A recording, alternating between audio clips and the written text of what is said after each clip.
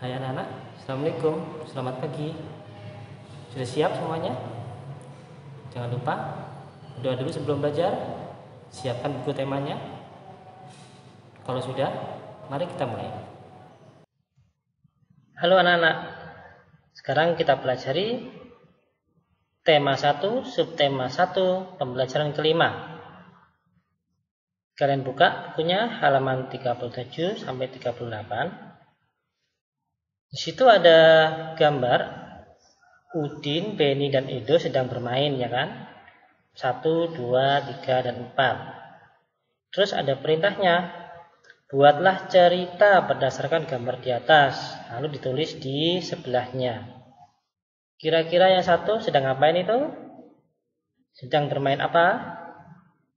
Ya, bermain tanah. Kemudian yang kedua, ya, ada si Beni sedang cuci tangan, si Edo sedang ngambil makanan tanpa mencuci tangan.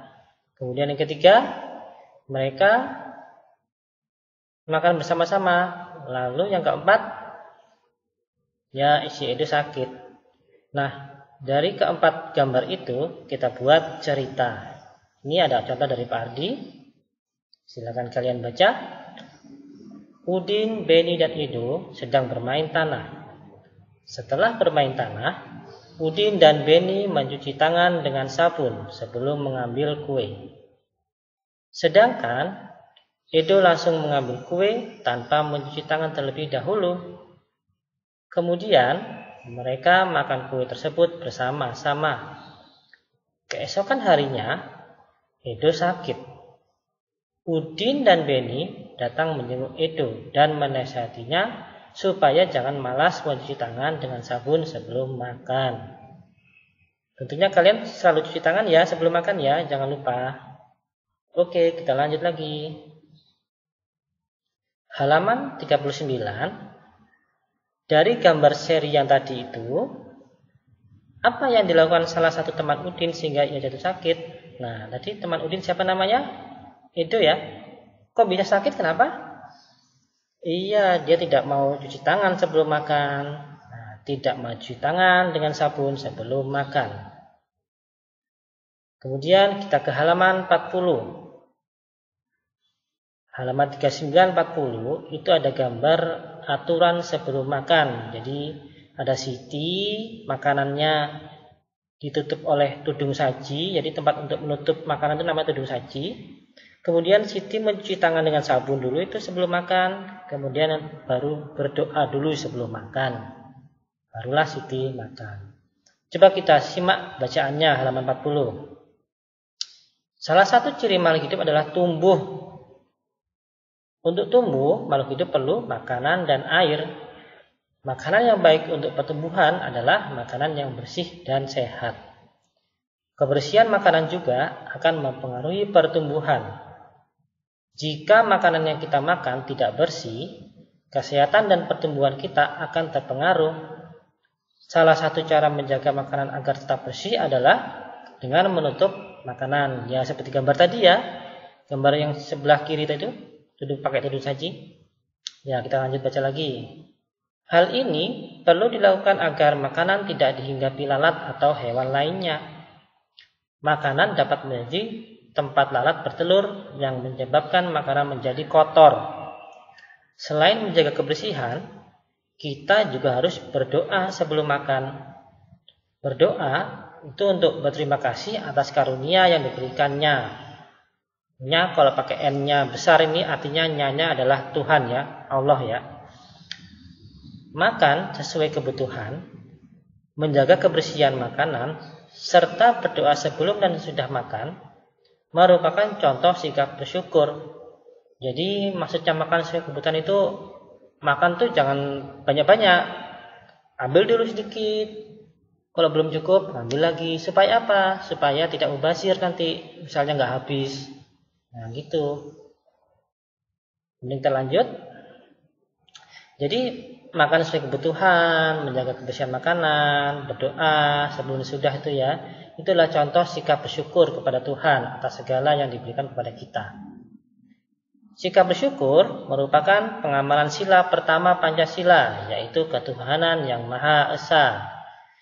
Jika kita sudah makan sesuai kebutuhan, menjaga kebersihan, serta berdoa sebelum dan sudah makan, berarti kita sudah melaksanakan sila pertama Pancasila.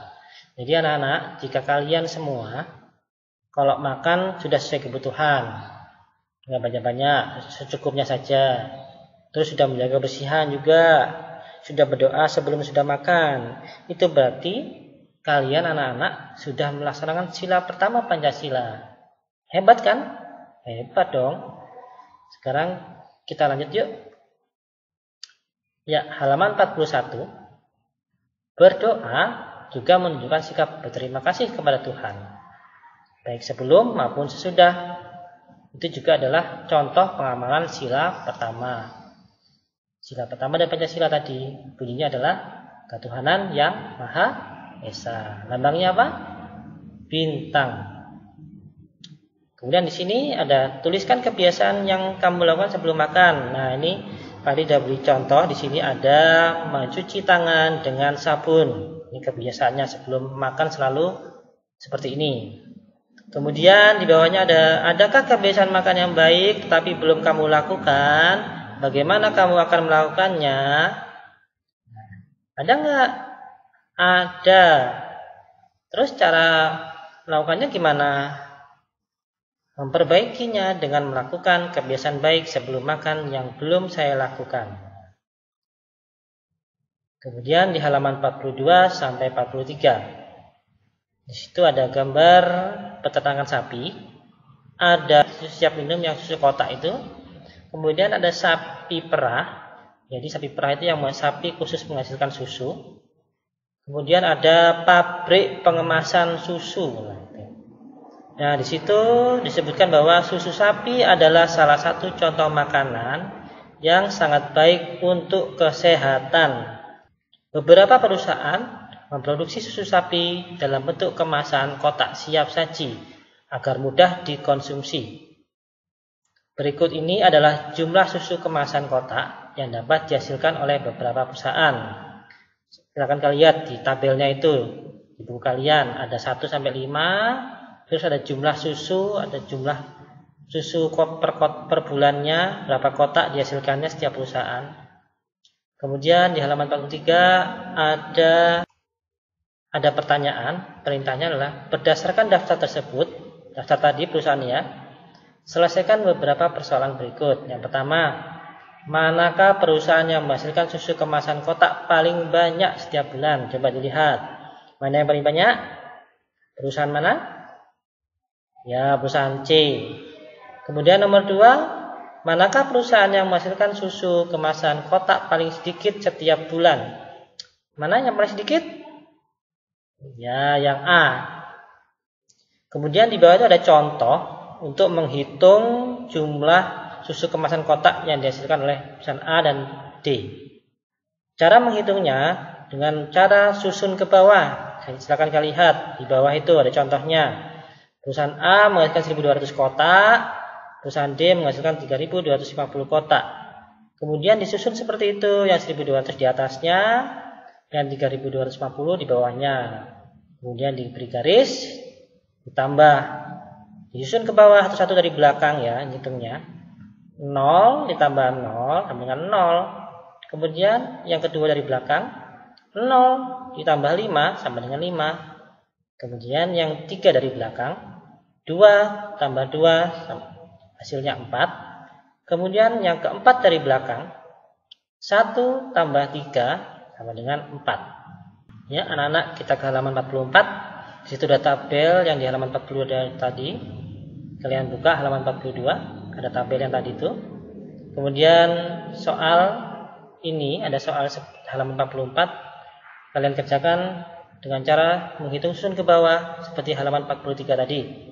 Nomor 1 kita jumlah perusahaan A dan B. Perusahaan A ada 1.200 dan yang B adalah 3.000. Kita tulis seperti ini. Digarisi bawahnya, kemudian tulis tambah. Dihitung dari belakang. 0 tambah 0, 0. Kemudian 2 dari belakang. 0 tambah 0, 0. kemudian 3 dari belakang, 2 tambah 0, 2. Kemudian 4 dari belakang, 1 tambah 3 adalah 4. Jadi hasilnya adalah 4.200. Kemudian nomor 2, menjumlahkan perusahaan B dan E. Susu kemasan kotaknya ada berapa? Yang B 3.000 kotak, yang E adalah 2.200 kotak. Kita tulis seperti ini. Kita hitung dari belakang. 0 tambah 0, 0. 0 tambah 0, 0. 0 tambah 2, 2. 3 tambah 2, 5. Jadinya adalah 5.200. Kemudian yang ketiga, kita disuruh menjumlahkan susu kemasan kotak yang ada di perusahaan A dan E. Yang A adalah 1.200, yang E adalah 2.200. Kita tulis seperti ini. Kalian coba lagi hitung dari belakang. 0 tambah 0, 0. 0 tambah 0, 0. 2 tambah 2, 4. 1 tambah 2, 3. Jadi hasilnya adalah 3.400. Bisa ya sampai sini ya? Oh, pinter. Sekarang yang nomor 4.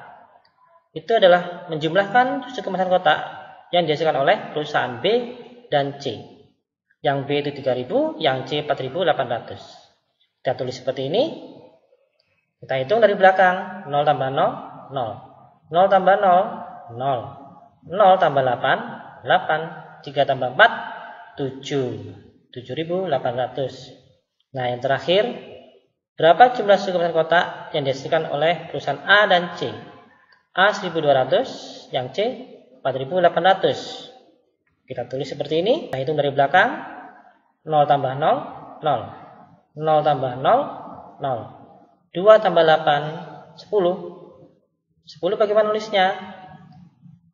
Yang 0 ditulis di bawahnya 8. Yang 1 ditulis di atasnya 1. Kemudian ditambahkan dengan 4. Jadi 1 tambah 1 tambah 4. Hasilnya adalah 6.000. Bisa ya anak-anak ya? Ya, kalian pintar-pintar pasti bisa. Ya, terima kasih anak-anak ya. Jangan lupa selalu jaga kesehatan. Bagaimana anak-anak? Pak Adi harap kalian semua bisa memahaminya. Cukup sekian dari Pak Adi hari ini. Kita bertemu di kesempatan lain lagi. Dadah. Assalamualaikum. Selamat pagi.